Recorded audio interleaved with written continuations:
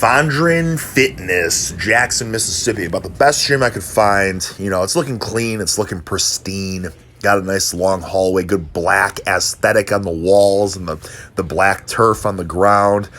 The turf on the ground's cool. Those skinny tractor tires and tiny little sandbags weren't cool. These punching bags that all these gyms seem to have are not cool as well. Like, boxers are not coming to these gyms for the most part, you know?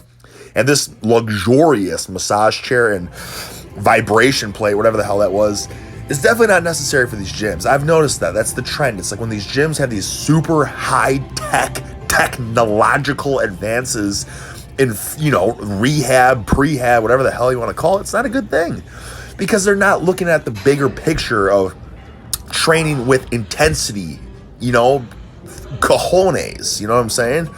By the way, that was an Elite FTS incline bench, which is pretty cool. But this chain right here is not cool. I mean, brothers, this chain is like, must be 10 pounds. I kid you not. That's got to be 10 pounds. 10-pound chain per side. I mean, you're better off not even using the chains at all, right? You know, put things into perspective. When you bench with chains, it's like, you know, at least 100 pounds.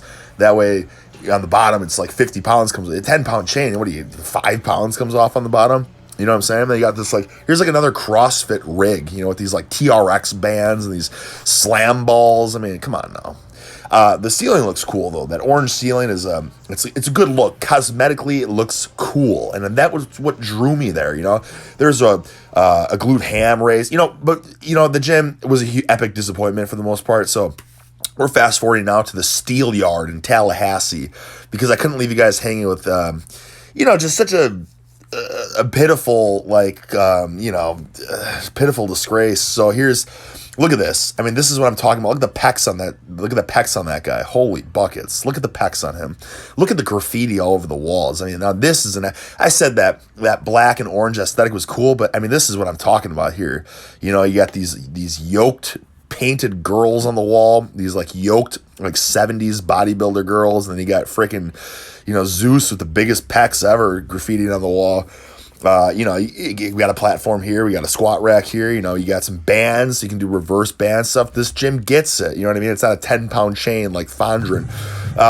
You know, I saw that hip thrust machine, so you bet your bottom dollar I was gonna max that sucker out there, you know, just get a juicy glute pump. See, that's what Fondren Fitness, there was nothing there that tempted me to, you know, look at the gluteator machine. Look at the gluteator machine real fast. You see this thing?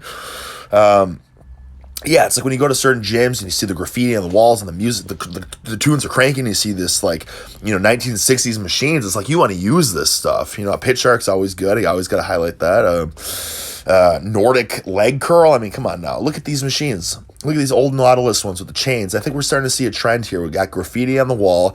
We got the old chained Nautilus machines. You know, rust and grime is good. You got the gluteator machine. So it's a machine that apparently there's only like 2 of them in Florida. Very rare. 4-way neck machine. I mean, come on now. I mean, look at this thing. What is, you know, this is I believe this is like a super forearm. I mean, this is what I'm talking about here, fellas. This is a good gym when you have like dinosaur equipment, essentially, you know, stuff that like Lou Ferrigno used back in the day. And look at all these cable attachments. You know what I'm saying? Like, it's organized, but it's also not at the same time, right? It's just a slew of attachments. There's rust and grime on the equipment. I mean, this is cool. I mean, look at that. What is that, like a Romanian deadlift platform or something? And then, of course, you know, got the plate-loaded hammer strength stuff, which, you know, I don't really care too much for, but a lot of people, you know, get off on that kind of stuff.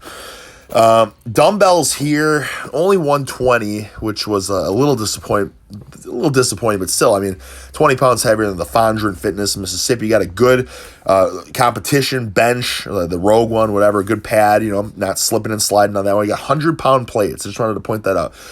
100-pound plates is when you know this is a solid gym. So the things, you're looking for 100-pound plates, you're looking for graffiti, you're looking for rust and grime, and you're looking for like swole cartoon girls on the wall.